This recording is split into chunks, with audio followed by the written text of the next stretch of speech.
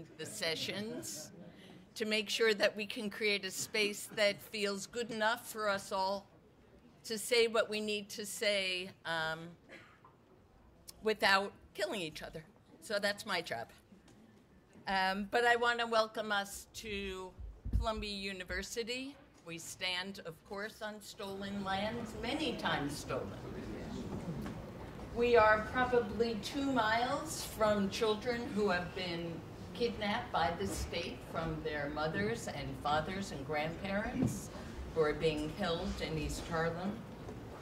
We are in one of the most unequal cities in the nation, one of the most segregated school systems, and our schools have 5,000 police officers in them who work for the NYPD.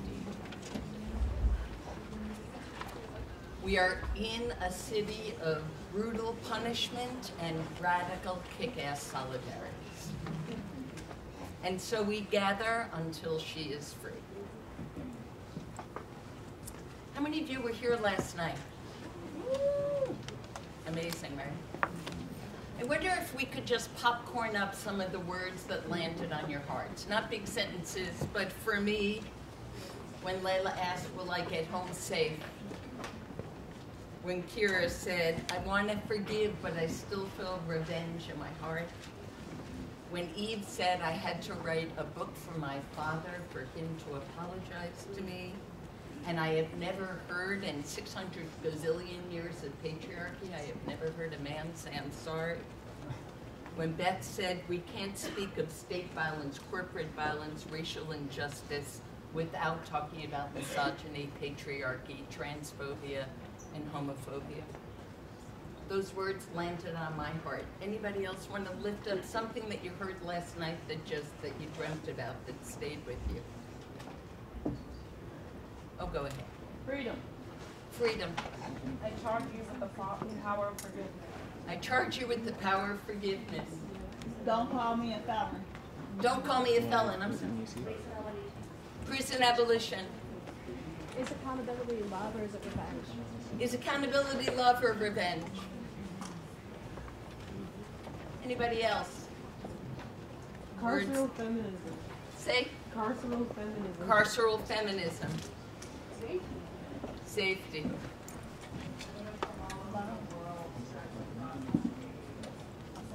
Women from all over the world stretched across the stage. So last night, like today, will be a day of talk and rage and analysis and laughter and tears. And because Kathy and Cheryl and Cameron and so many before them have evolved a movement at Columbia over 9 years, today we get to have some hard conversations about contradictions and tensions even within our movement. And we're hoping to create a space where we can explore those with dignity and radical love. So as we move through the day, I think there are some sacred principles, and then from there we could do whatever we want. All right, so I'm going to try to sketch some sacred principles in pencil and see if we can live with them. One is that we must center the most marginalized voices and experiences. The second is that we will speak in tongues of blood and critical analysis because they're not different. The third is that we're going to insist that when we speak about state violence and corporate violence and racial violence, we also weave in gender violence, trans violence, sexual violence, colonialism. That we're going to create a space for our contradictions and try to kind of talk through them.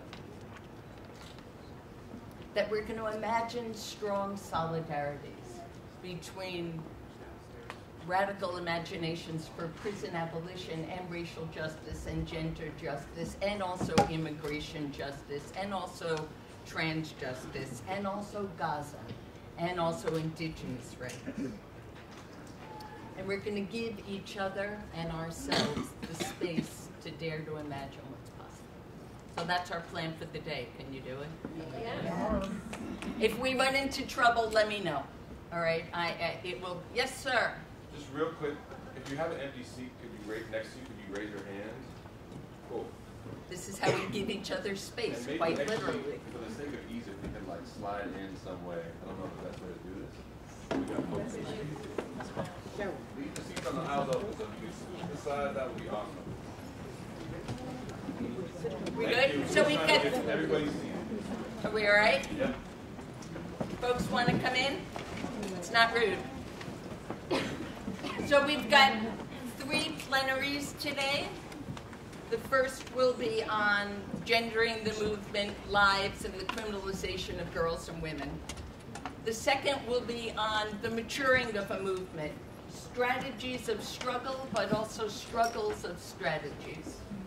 And the third, later in the day, we will hear from women around the world. So I'm going to pass it off to Andrea Ritchie, who is many amazing things. She would not let me brag on her. So all I'm going to do is say that Andrea is currently a researcher in residence at Barnard University. Please. Thank you.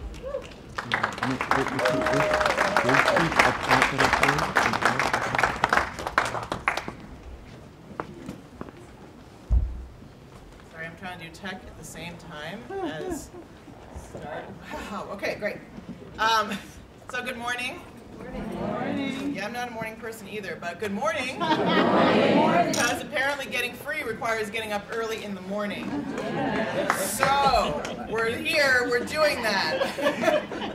As you just heard, I'm Andrea Ritchie. I'm a researcher in residence at the Barnard Center for Research on Women, where I co-lead an initiative called Interrupting Criminalization, Research and Action with Mariam Kaba, who you heard from last night, and with Irvin, who you're about to hear from today. There's more information available in these little brochures up here.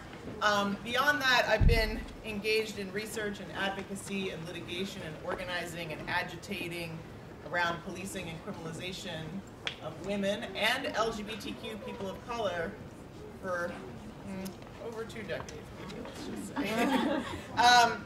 So in a minute, you're going to hear from this panel of brilliance, and I really can't wait for y'all to hear from them in conversation. I'm just going to walk us through some of the statistics that are the reality in which we're having this conversation. I'm going to try and do that interestingly and briefly. So, why are we here? We've been hearing more about the impact of mass incarceration on women, trans, and we've not heard actually a lot about mass incarceration impact on trans and gender non-conforming people, but we've been hearing more about it for women in context of being a collateral consequence, of being the people left behind, of being the people who are supporting folks who are experiencing mass incarceration, not at the center of the story as people who are targets of mass incarceration. So we're here to talk about the fact that women have been the fastest growing prison population for the past 5 decades, growing at a rate 50% faster than the men's prison population. Let me just say, people incarcerated in women's prisons, because the way sex-segregated gender facilities work is actually an enforcement of the gender binary. So let's just back it up and say the number of people incarcerated in women's prisons, not all of whom identify as women, has increased by 700% in the past 4 decades. The number of people incarcerated in women's jails has increased by twice that much over the last 4 decades, 14 times. So women might not be, and people incarcerated in women's jails might not be doing as much hard time in federal or state prisons, but they might be doing as much time, just in and out, cycling in and out of jail, 3 days, 10 days, 30 days, 90 days, 6 months, a year, in and out, under conditions. I mean, it's hard to say which is worse, but the jail conditions, as many of us know, involve even fewer services, fewer reentry support, even worse conditions sometimes, health and overcrowding bias. So today we're going to talk about how women, trans, and gender nonconforming people are targets of mass incarceration and what feminist organizing strategies can teach us about the problem and about resistance. This is a very complicated graph, but it's from the Prison Policy Initiative, but what you can say is that basically 1/3 of folks who are locked up in women's prisons and jails are there on drug offenses. About 1/3 are there on what are called property or crimes of survival offenses, and 1/3 are there on violent offenses. As you heard from Mariam Kaba last night, you'll hear more again today, often those are related to violence that people experience in their lives. And then the rest are there, particularly in jails, on things called public order offenses, just things like prostitution, disorderly conduct, and things that criminalize survival in public spaces. So we're going to hear more about how those patterns play out.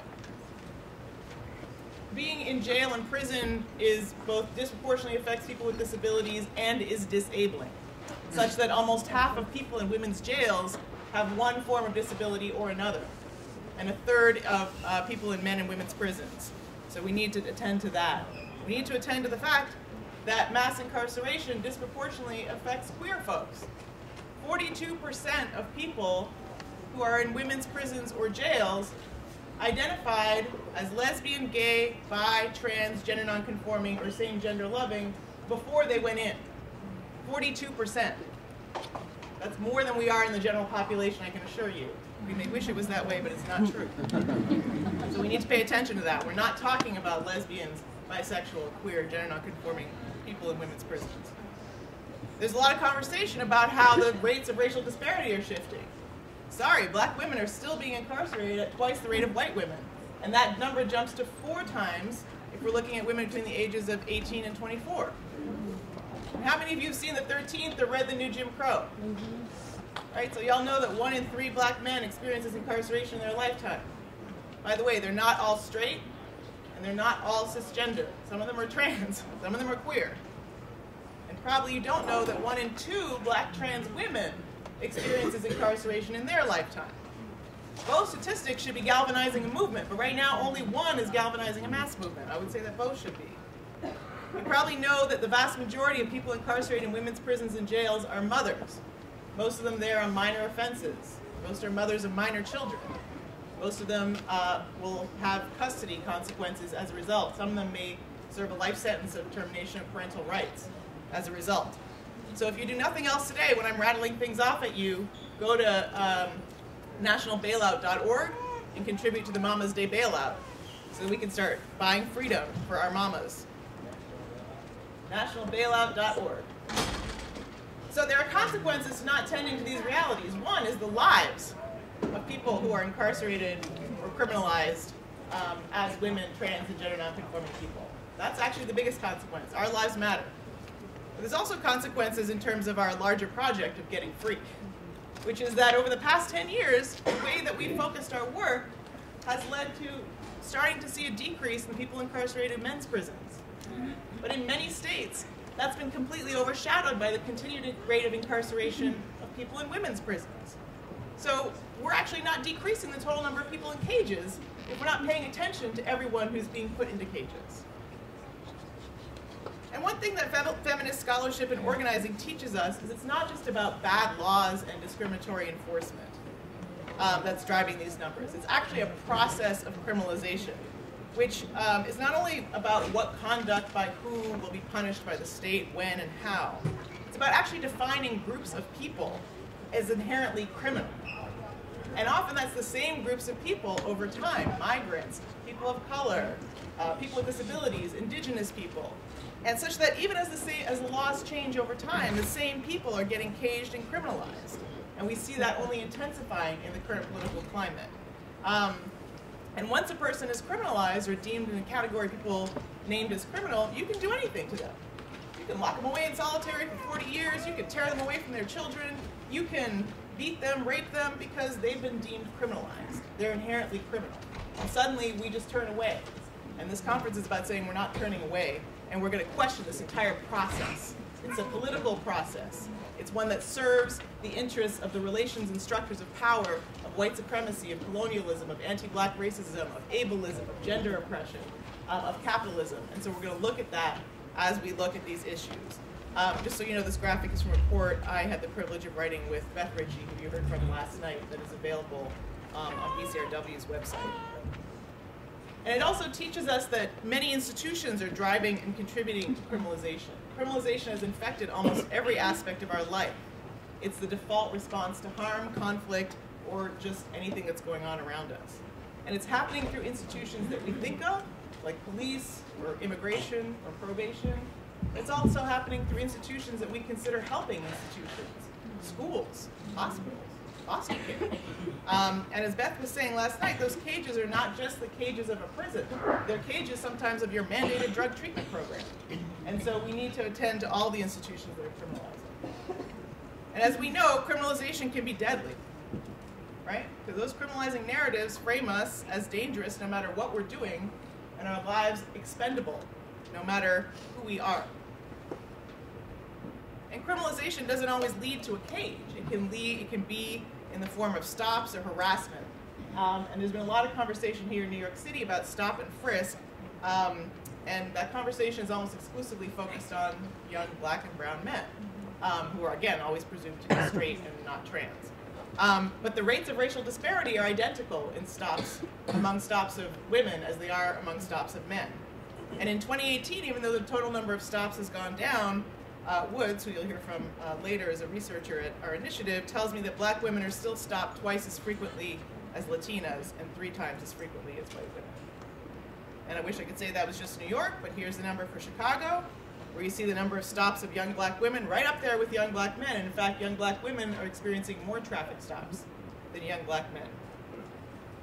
In New Orleans, black women had the highest stop and search rate among all women, and again, we're second highest only to black men. And in Philly, black women were the highest percentage of vehicular stops at 51% of all stops. Ferguson, Missouri, the year before Mike Brown was killed, black women, again, were the group that were subjected to the greatest number of traffic stops from any other group. And those stops can be experienced similarly and differently. It can involve gender-specific humiliation, degradation, violation, up to and including sexual violence. Because one of the consequences of criminalization is increased vulnerability to sexual violence, including in helping institutions. So this report is just hot off the presses. I worked on it with Monique Morris of the National Black Women's Justice Initiative. There's a whole copy here, but it points out what Mariam Kaba said last night, right? That criminalization increases the likelihood of sexual violence by police, as well as in jails and prisons, probation, and parole. Criminalization is sexual violence. So if we want to end sexual violence, then we need to end criminalization. We also have to recognize these patterns start early, in terms of the school-to-prison pipeline being something, and I know there's a whole track and conversation about that today, but this is something that disproportionately affects black girls, and also Latinx youth, who are almost 3 times more likely to be arrested in elementary school. I don't know what you're doing in elementary school that could possibly warrant an arrest, but certainly in this moment, there's an intersection with immigration enforcement and deportation that is of huge concern. There's disproportionate criminalization of LGBT and disabled folks in schools, youth in schools as well. We know the war on drugs to be one of the primary drivers of criminalization and mass incarceration targeting black women and women of color.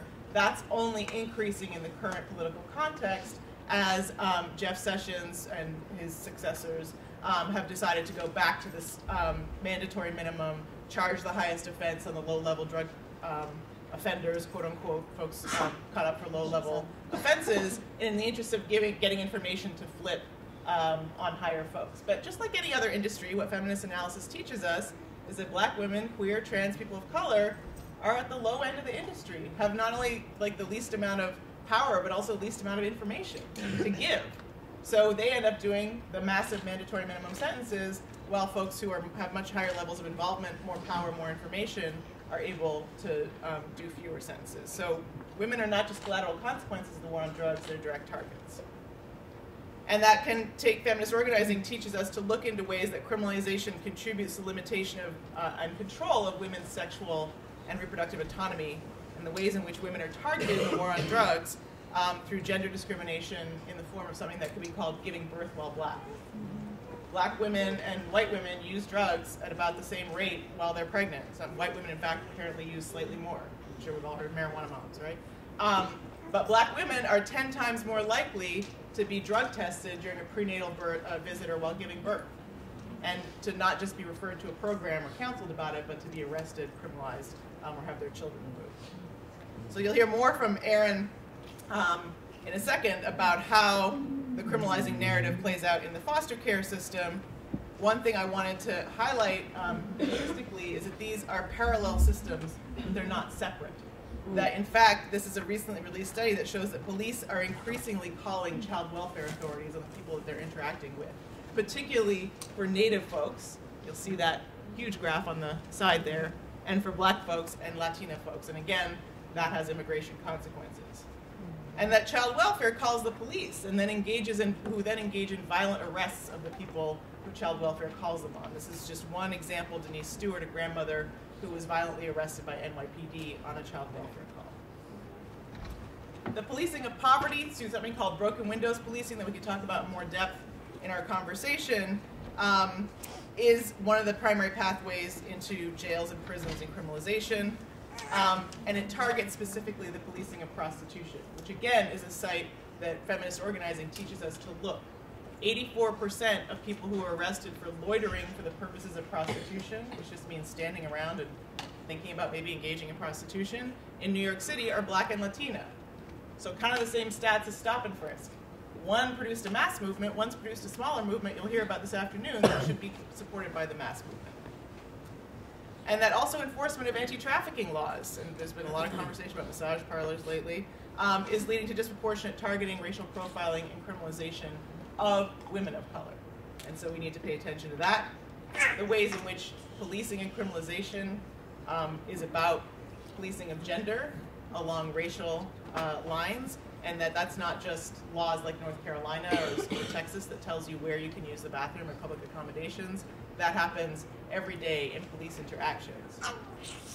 And the last thing I want to say is that gang policing, which is intensifying now, is a form of gender policing also, which disproportionately affects Black and Latinx girls, trans, and gender nonconforming folks who are profiled as gang members. That's what happened to the New Jersey Four, who were resisting violence against them in New York City, and instead were criminalized for doing that and under gang laws.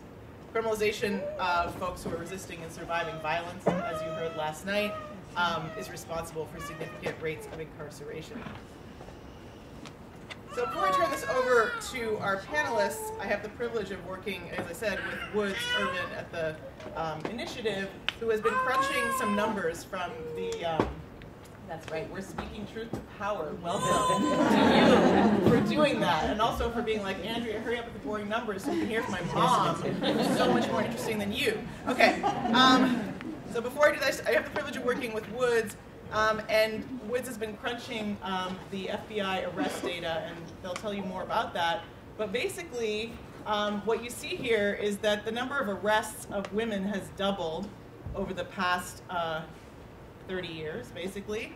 So it's actually not grown as fast as the rate of incarceration. So what I wanted to point out is that arrests are producing incarceration more often now than they were before. So we need to tend then to where and how the arrests are happening, because they're producing the mass incarceration. And so the largest category of arrests are things called other offenses, and we'll come to what those are in a minute. It's a wide range. Well, we'll come to them now. Other offenses tend to be things like violation of probation, or not being able to meet the conditions of bail. Absconding is basically not complying with the conditions of your program, maybe leaving your program because it's abusive or violent. And things like nuisance offenses, the public order stuff that I was talking about, or like voter fraud. How many of you have heard of someone who's doing 5 years behind trying to vote after having a conviction, right? So, and then other sort of miscellaneous things. But if we take out those numbers, the top arrest charge for women over time has largely been larceny or theft. And we say that because we haven't really developed a strategy for that. Then it comes down to drugs and assault, so self-defense or survival, disorderly conduct, and then alcohol-related offenses as well. And it's similar for girls, except for girls, assaults come second. And we need to pay attention to that and the ways in which mandatory arrest policies are used to criminalize girls around violence in the home. And when we're talking about larceny and theft, we're talking about shoplifting, taking stuff you need, like diapers, because half the folks who need diapers can't afford them because they're too expensive. So we need to figure out a strategy around that and around how to deal with the criminalization of poverty. We should focus on the states where the largest numbers are happening, but also the states where the greatest disproportion, according to the population of women, is happening. And then we need to start breaking the data down by race and gender, which we haven't been doing. There's some cities that do, and that gives us some information about what's happening, particularly to Black women, disproportionately in cities like Atlanta, or Baltimore, and similar offenses are the ones that have the greatest disparities. Public order offenses like open container, theft, and being disorderly. So that's it from me. You'll hear very little from me going forward, but I just wanted to set the context, the numbers, lay the groundwork for the conversation that we're about to have with these 4 brilliant folks. So rather than read a bio, I'm going to ask each of you to tell me about yourself, your work, and then we'll come to your responses and thoughts on the trends later on. So just say who you are, where you work, and what you do. Starting with you. Hello. Okay, so hi, my name is Woods Irvin, and as Andrea said earlier, I'm with the Interrupting Criminalization project at Barnard Center for Research on Women.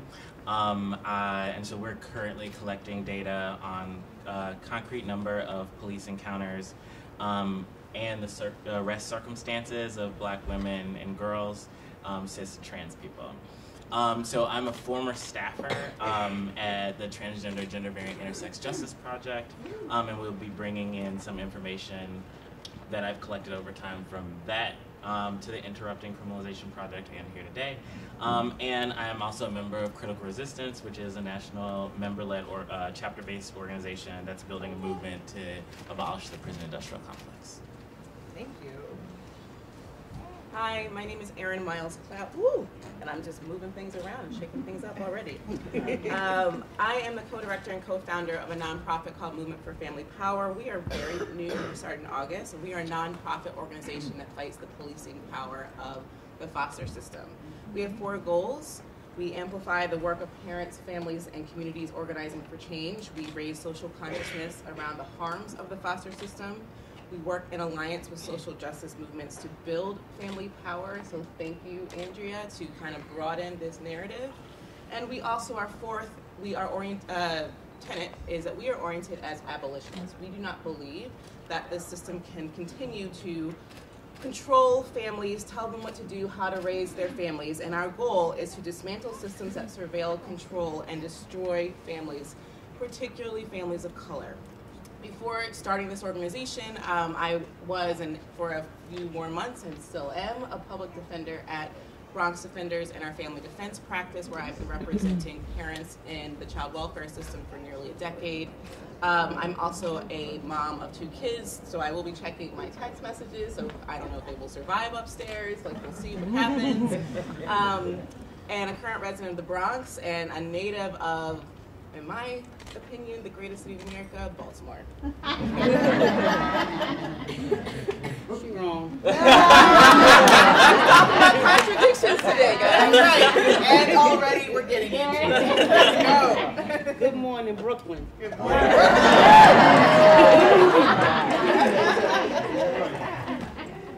My name is Justine Moore, better known as Taz. I am a formerly incarcerated woman having served 16 years in a federal institution. I am the Director of Training for the National Council of Incarcerated and Formerly Incarcerated Women and Girls, also a co-founding member of this organization, which we started inside the prison walls, sitting on a picnic bench, along with Andrea James and a few other women. We are prison abolitionists. There's no need for prisons. Prison does not rehabilitate you, and it does not help the cause and does not help your family. Once one person in the family goes to prison, the entire family goes to jail. We have a new campaign, 2019, called Reimagining Our Communities. We believe in transformative justice, and as we speak today, I'll try to share more about me. Awesome. Thank you. Hello, good morning. I'm Kimberly Woodson, and I am Michigan's second female juvenile lifer to be released. I served 29 years in prison. At the age of 17, I got locked up for first-degree murder. I had all male co-defendants. They were all older than me. And they chose to say that I was the mastermind of all these grown people, and they locked me up because I wouldn't tell. They locked me up and threw away the key and said I would never get out, but God. Can she speak in the mic?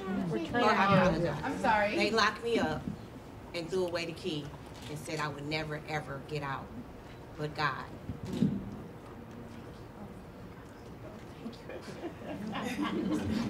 Thank you for small miracles, y'all. I'm breastfeeding, so she don't like to be first. Yes, I am the founder of Redeeming Kimberly. It's a nonprofit that specializes in trying to find the resources for returning citizens, not just ex-felons, but our veterans as well. Upon me coming home, May the 3rd, 2017, I was faced with many obstacles. Not only was I a child that got threw away and wasn't prepared to come home, I had limited resources and everybody was shutting the door. If it wasn't for my family, my beautiful mom, and the family members and friends and the different organizations that came together to help me, I wouldn't have what I have now. I still haven't had a job, but I have a wonderful husband and a beautiful newborn, so God is wonderful. But I've learned that we have to be the resources that is needed for our returning citizens. Nobody's willing to help us, and the majority of it is faced on men, ex-felons, the little resources they have, and not a lot on women. I came home, I never drove before. I had nobody to help me learn. My mom's disabled, and I had to depend on people who had needed the time to teach me. It took me 3 permits to finally get a license. I'm saying this to say this. Everybody, there is a need to stop criminalization of our women, of our little girls, of our kids.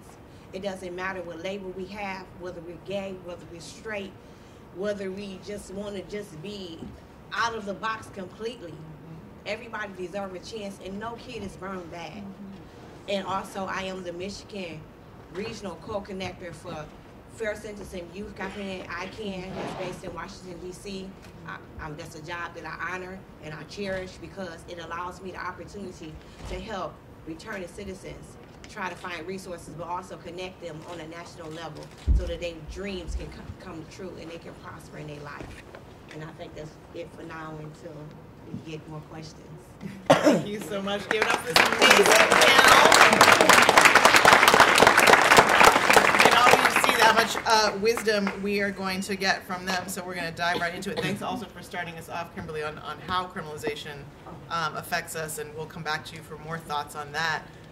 So I'm going to ask the panelists to give us 3. I know there's more than 3, but just give us your top 3 trends or policies or examples of how you see criminalization targeting or affecting women, trans, and gender nonconforming people. So for instance, in the war on drugs, I would say that the top 3 things that are happening are strip searches and cavity searches during stops, which is, and at the border, which is one of the ways the war on drugs is waged on the bodies of black and brown women that we don't talk about.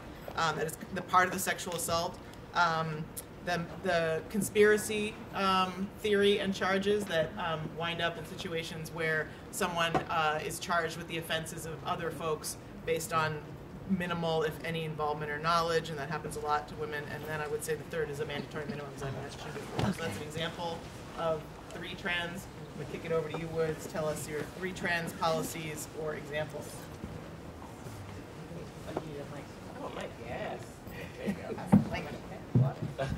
Oh, I'm sorry. So I'm gonna try and make it brief. Okay. Mandatory. So the first of the 3 would be the mandatory and pro-arrest policies.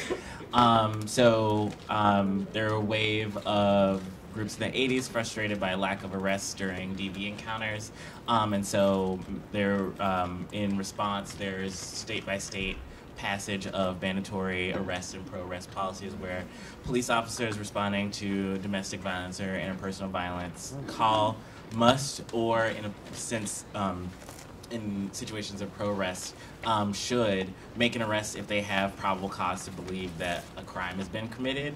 So that doesn't, if there's a DV call, that doesn't also mean that someone has to be arrested for assault or anything like that. If they assume that there is a crime that has been committed at the scene, they can arrest someone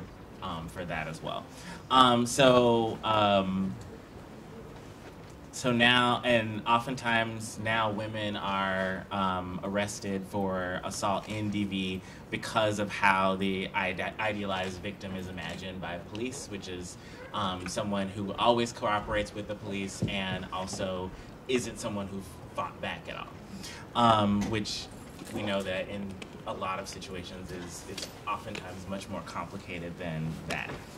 And also in a lot of situations, a dual arrest might occur, especially when there are two partners of the same gender. So studies that document trauma histories of incarcerated women have found that between 40 and 93% have experienced intimate partner violence prior to incarceration, and between 60 and 90% of women who are incarcerated have survived sexual violence.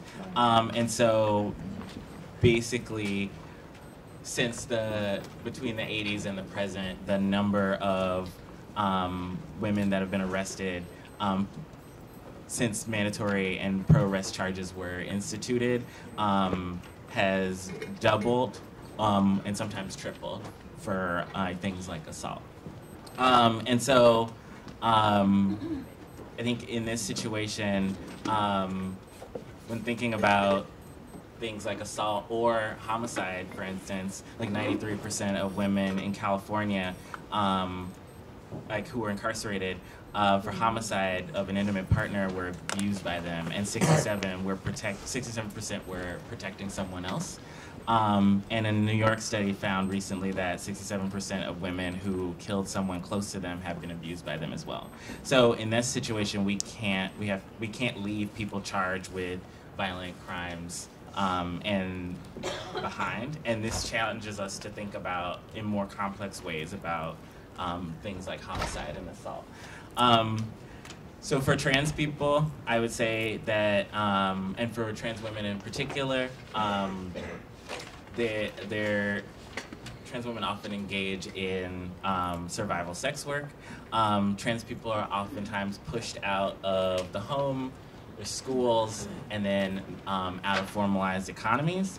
And so sex work is already criminalized, and then with the recent institution of FOSTA SESTA, it's become more difficult for people to work more safely by safely because a lot of times their ads online are criminalized.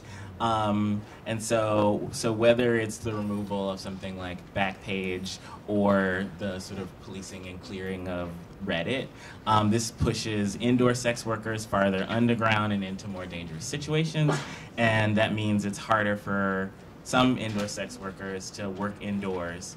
And so in California, there's been reports of increased sex trafficking as well, such as the very thing that this legislation was reported to stop.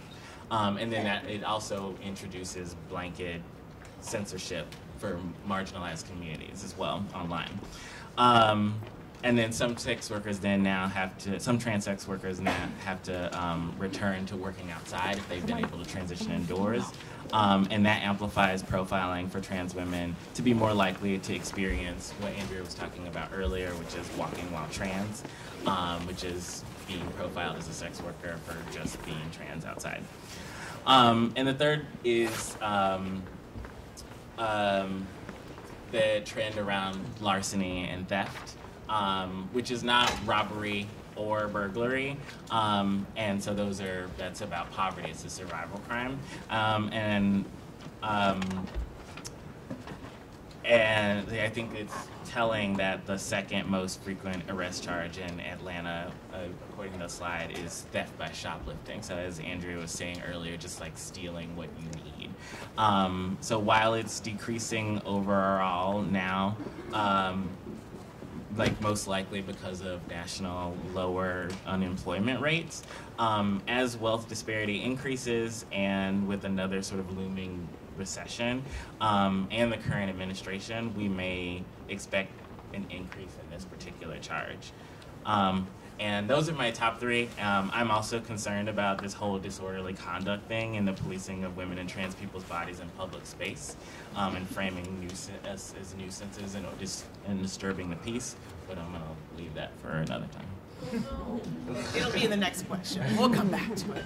Thank you so much, Woods, for those insights. Aaron, please let us know what you think the top three pathways are. Yes, you're sharing the mic.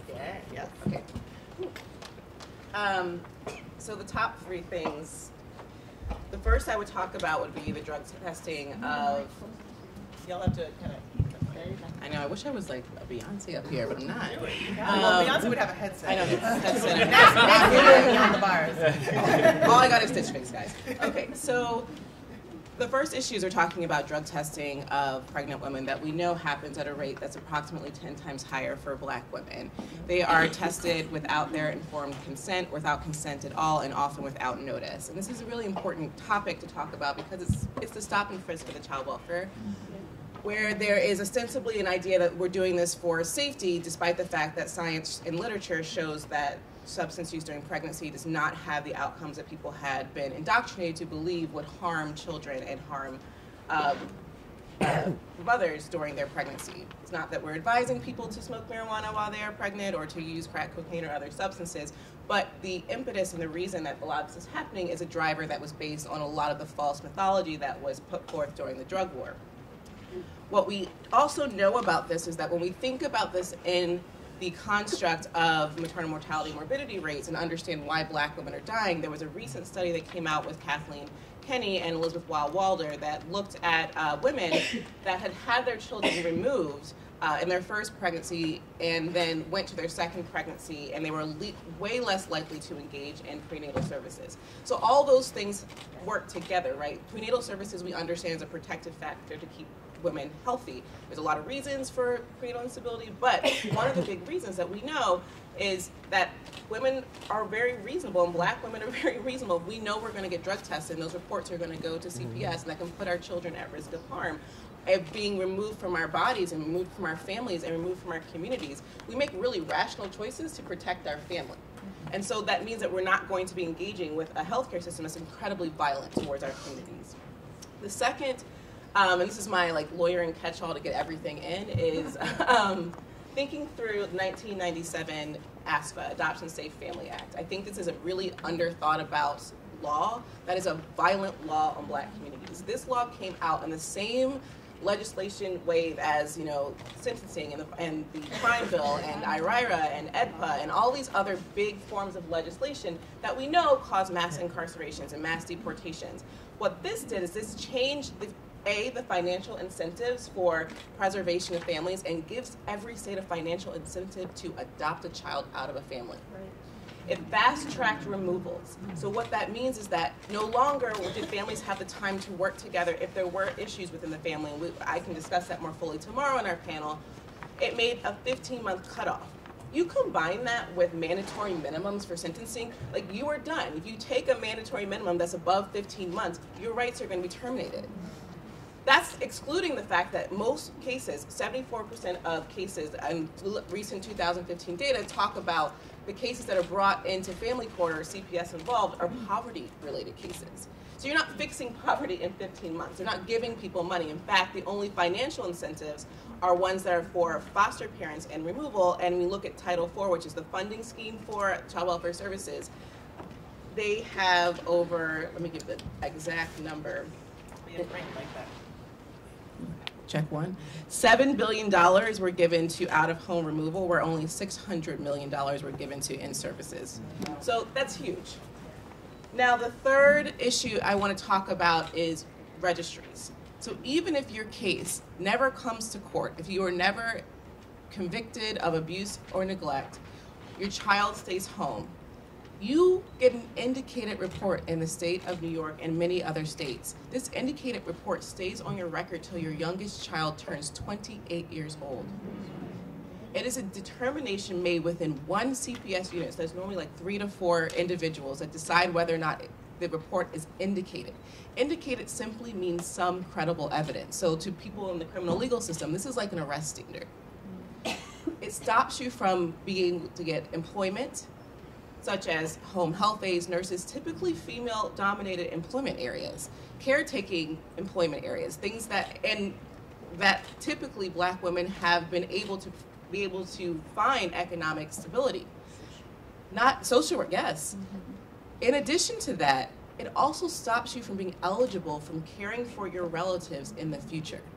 So it is more like, if you are in the system, you're more likely to be touched by the system again.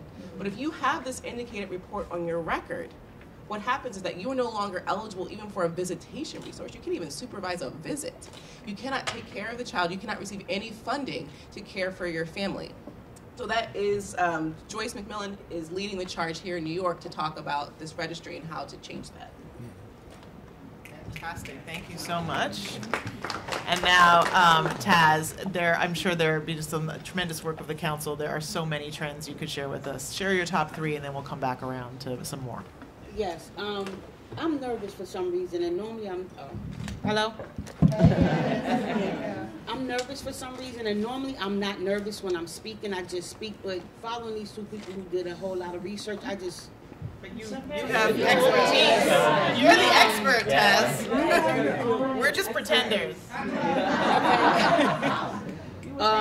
A few things that come to mind when we talk about trends. First, one, you mentioned a mandatory minimum sentence, which is something that's really disturbing to me because I was sentenced to a mandatory minimum sentence, and besides a 20-year mandatory minimum sentence, the judge also gave me 10 years supervised release. That's like double jeopardy to me. And you gave me an $8 million fine for selling drugs that you can never amount to say how much drugs I sold, so why should I have an $8 million fine? Didn't understand that, so that's definitely a problem. And the fact that the judge said to me that I don't want to give you all this time, but because my hands are bound, I have to follow a mandatory minimum chart. That's a problem. And that's still a problem. Even when you have women like Nikichi and them who have been fighting for years to have this law changed, it's still a problem. And a lot of people are not even aware that people are in prison for so long because of a minimum amount of drugs. Now, I will never say that I wasn't guilty because, yes, I was guilty. I was trying to get rich or die trying. I didn't die trying. I didn't get rich, but I went to prison for 16 years. And after that, I came out, and they wanted me to do 10 years supervised release. Like, really? I did 16 years sleeping on a twin bed. Why should I have to come out and report to someone for the next 16 years of my life? Then when I was in the halfway house, they had nerve enough to offer me a bracelet, an electronic monitoring system, so I can go home and y'all can still watch me. That didn't make any sense to me, and that's one of the another thing that's a trend that they're starting to offer people electronic monitoring, a bracelet on your ankle. That's just a shadow of imprisonment. I just don't have to sleep on a cell. I can sleep in my bed. But you're going to still monitor me every day, every step of my way. So with that being said, with the electronic bracelet on my leg, you have to report to every place that you go. So if I get off the train and I decide, I want to pack a gum and I want to stop in a corner store, there's a possibility that someone can violate me because I stopped in a corner store because that wasn't on the list of my things to do. That's a problem. Another thing that I found, I heard about when we was in Tulsa is that women in Tulsa, if they bail themselves out, they are not eligible for a public defender. Let me repeat that. If they bail themselves out, no matter what the amount of bail is, they are not eligible for a public defender. So if they pay a $50 bail, they can't get a public defender because they feel, you got money. Regardless of whether somebody donate the money to them or a cousin just happened, they haven't heard from them in years, say, $50, I have that. They cannot get a public defender. That's unfair. And that's something that a lot of people in this room don't know about. A lot of things that we know about in this room, that's why we're here. That's why we're here. Another thing, I think in New Orleans, if I get caught peeing in a corner because I don't want to pee on myself, excuse my language, because I don't want to pee on myself, I now have to register as a sex offender. That makes no sense. And those are small things that people don't know about, the things that we have to have the discussion about and we have to try to change. Thank you. Thank you,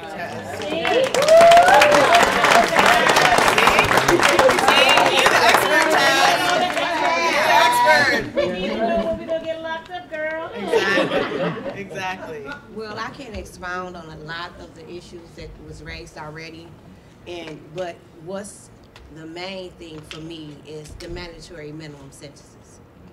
At 17, like I said, I was still away. And the judge said to me exactly what your judge said to you.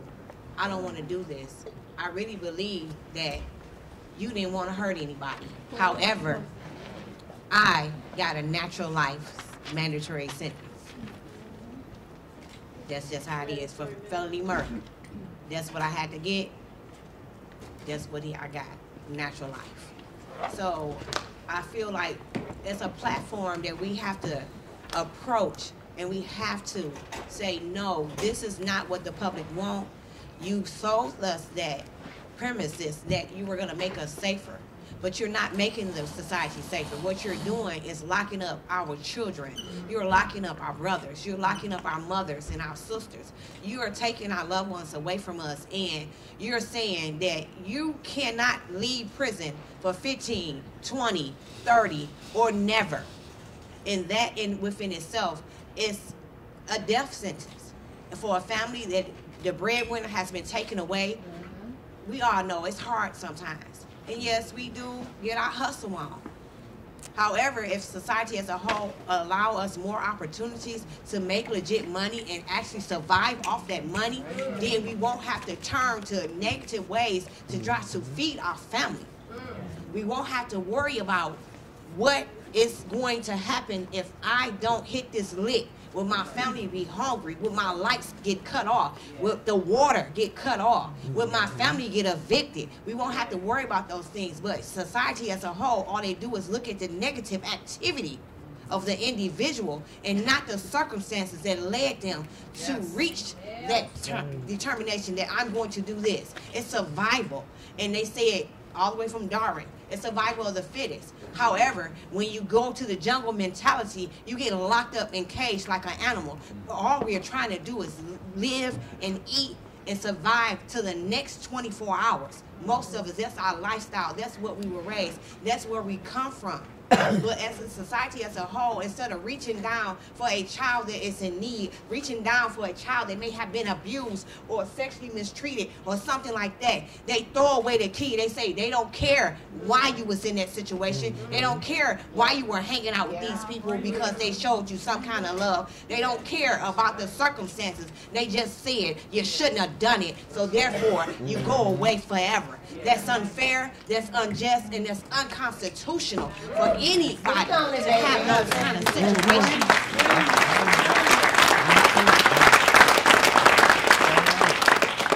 So I have a problem, and you see I'm passionate about this mandatory minimum situation, because you know what? Most of my people is falling in that gap. Most of my people, gay, lesbian, black, brown, most of my people are the ones behind bars. And that's why we go free her. Yes, free her. Yes, and when we fight, we win. That's right. I learned that motto. Yes. So I have a problem with that.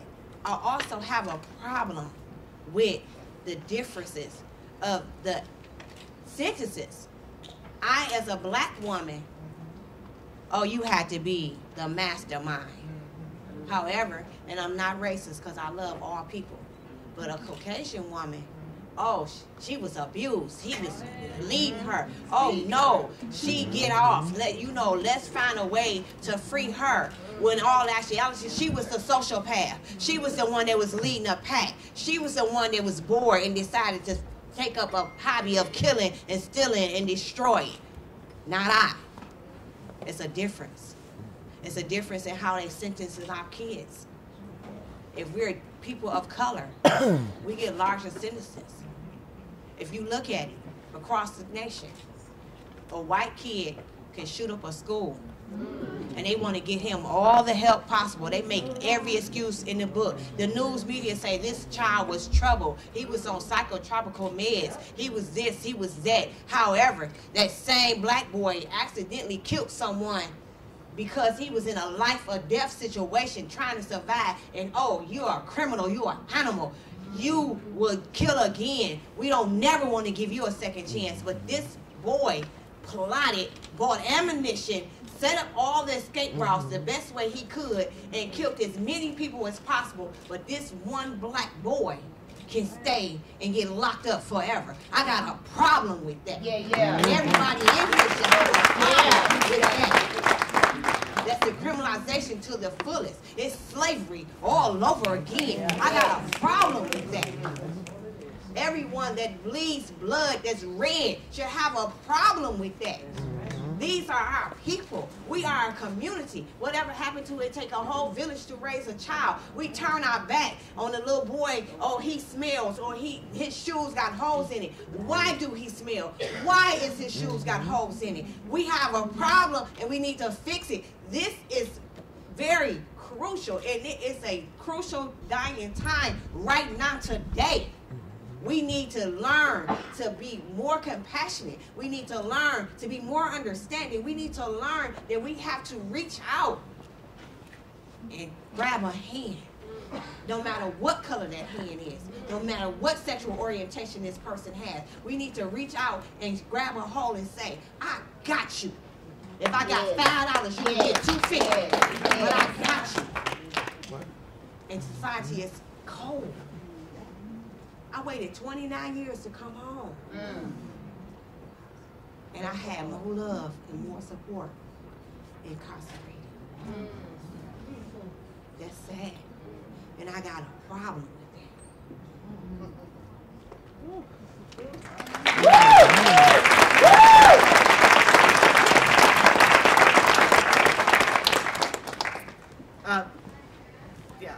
I'm going to come to resistance. I think what I wanted to just really lift up is back to the octopus and the criminalizing narratives. That profiling doesn't just happen, it stops, right? Profiling happens when you're a survivor of violence, as Woods was saying. Profiling happens when you've done something that society has decided to criminalize instead of respond to with love and compassion.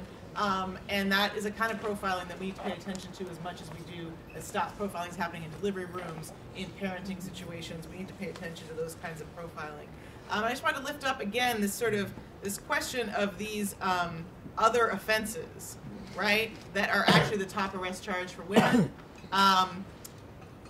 The absconding is stopping for a pack of gum or to find a bathroom when you're coming out of the subway and you're wearing an electronic bracelet. That's what absconding is. Bail jumping is you paid your bail and you had to decide one day whether you were going to go to work or you were going to go to court.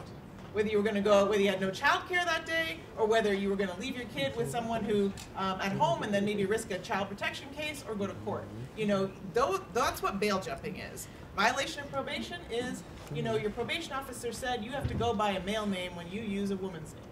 You have to dress more like a lady and not hang out with those people when you are non-binary or a trans man. That's what those violations are. And when the Prison Policy Institute shows that women's incarceration continues to, or people incarcerated in women's prison continues to go up, they're also talking about policing inside prisons. How folks get more disciplinary violations inside prisons for women because of the kinds of gender policing and sexual policing that's going on inside the prison, and that then people are being sent back for violations of probation in the ways that we're talking about. So all of this is policing from beginning to end and back again. So we're resisting. We are working to free her. Yes. We are working until she's free. So I'm going to ask folks again, and maybe I'm just going to start on that in the line and come down here, to tell us how 3 ways, again, there are many ways, but tell us 3 ways that people are resisting, interrupting, challenging these trends and examples, including by speaking out on them powerfully in the ways that you're doing. Well, I promised God that if he gave me a second chance, I would give it to everyone else. So my life is devoted to stopping natural life sentences or life sentences, period. It's a slow death sentence. Yes. I will not stop as long as I have breath in my body to abolish life sentences. Yes. So it's a waste of time. And in Michigan, I don't know about other states, but from what I'm hearing, it's just as horrendous. In Michigan, if you're a lifer, you are 8 times more likely not to be educated not to be able to take advantage of all the opportunities that is afforded to any other prisoner. If it's college classes, even though you might be paying for that course, if someone that may have an early release date than you, they get that slot quicker than you. So it's like literally housing people like cattle. I have a problem because you need to address everyone and treat everyone. Once we get that 6-digit number, or how many numbers it is for a prison sentence number in any other state, once you get that number, that felon number, treat me like everyone else. Treat me equally. I don't care if this person is doing 6 months or 60 years. Give me the same opportunity and resources available so that I can really take myself, because you're not trying. Right. You're not helping me. And what are you doing is hindering me. And then you want to release me into society 30 years later and say, we knew she would not make it. So I have a problem with that. So I want to stop that. I want resources to be set aside for people to come home and actually make it. I had to go through so many channels to get a state ID. Why? Because somebody was lazy at the penal system and inverted my social security numbers. So I had to prove who I was in order to get the ID. It took someone else calling a friend in Lansing to get me an ID. And then a copy of my social security card. Those things shouldn't happen. What if I didn't have a connect or somebody that knew someone in order to do that? Every citizen should have a right to come home and get basic needs that they need to survive. Don't stack the deck against me. And we as a whole should fight to make sure the deck is even. We all have the same amount of playing cards. And that's how I feel. And that's one of the things that I'm doing to stop and resist. I go to any rally, any institution, any situation. I was invited less than 10 days to come here. I did not hesitate. I've never been to New York. It was scary. I'm not gonna lie. This was a scary event for me because I had to get on a plane again, and I also had to bring my baby and my mom. I'm a housewife with no income. But I had to scrape together to do what I could to get here. Why? Because it's important that I resist the system. I fight the system. I make sure the system does not win. And I will continue to do that until I die. Because guess what? They wanted me to die in prison, and now I'm going to die fighting. That's right. Fight, you win.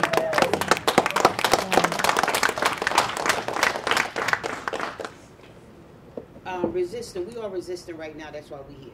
Yeah.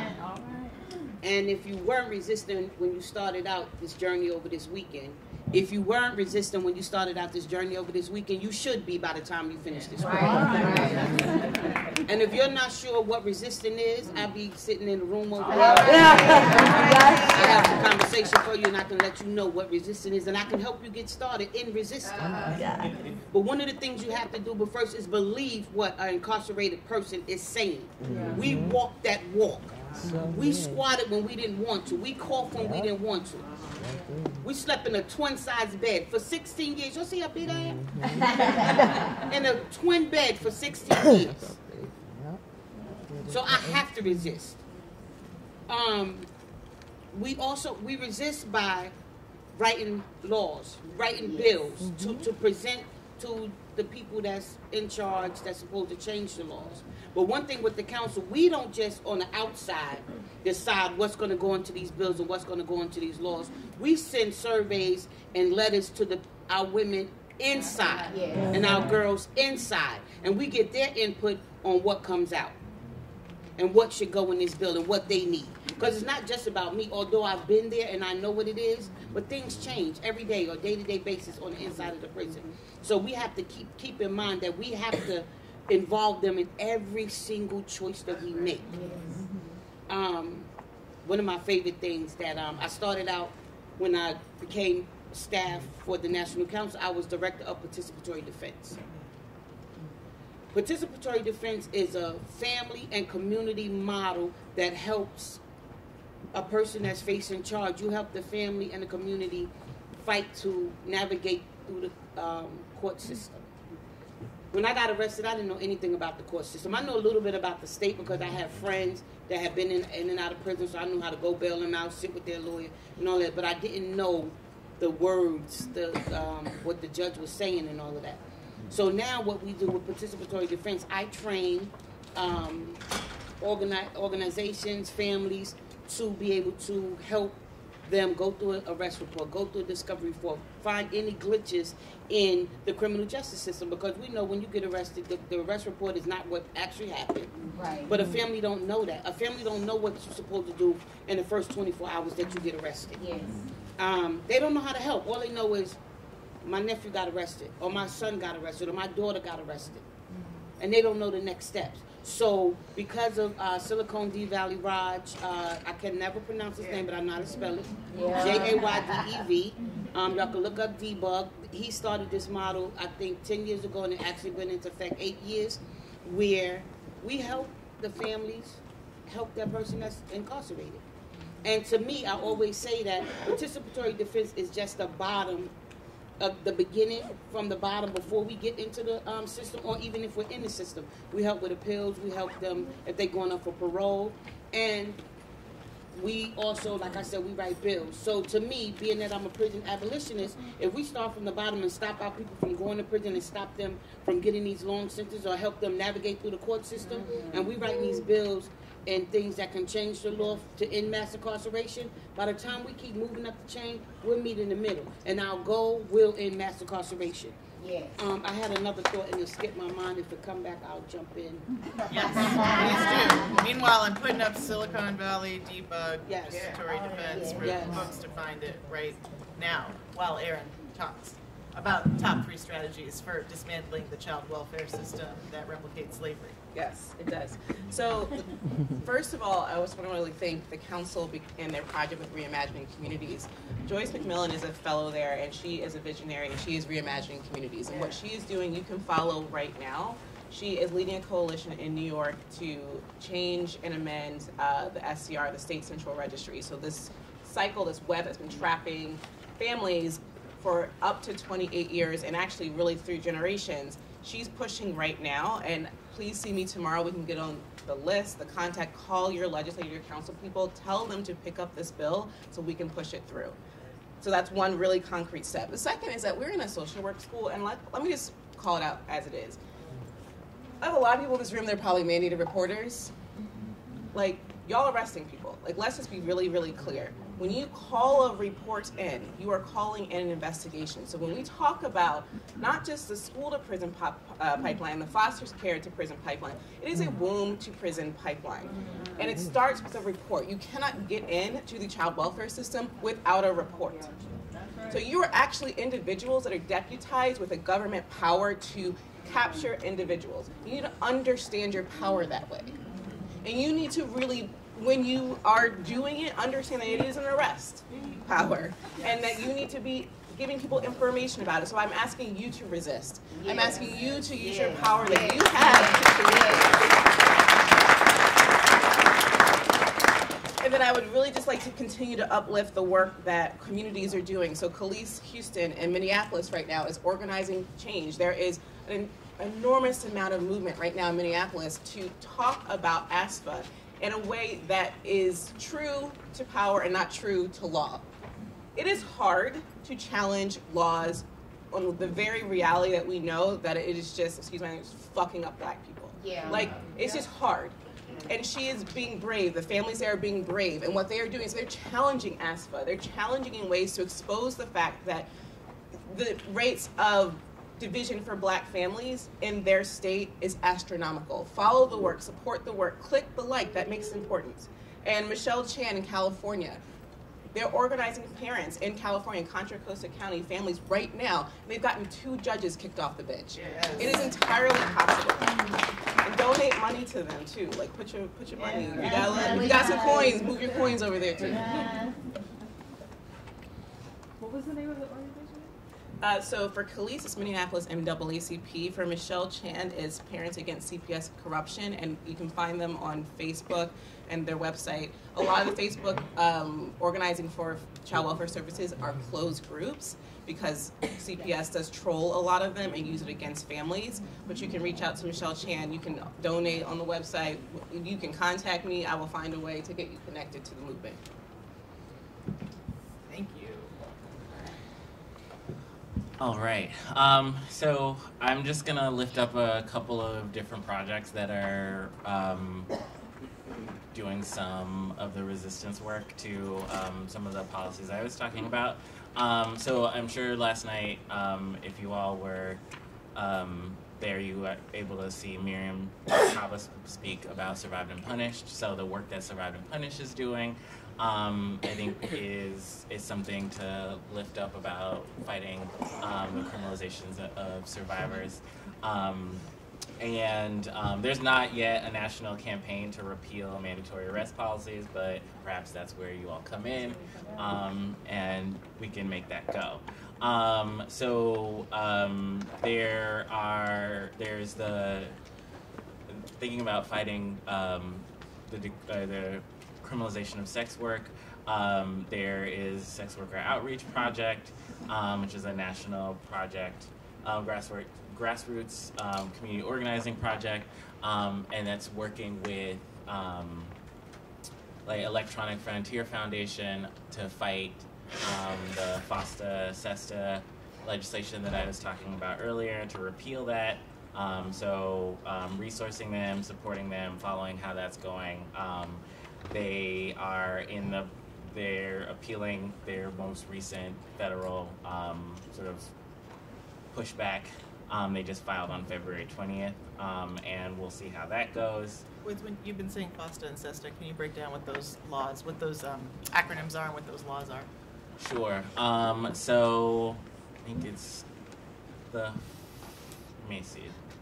Federal something Survivors of Trafficking Act. Right, and the SESTA. Oh, Project Nia. Oh yeah. So this is what Miriam was also talking about.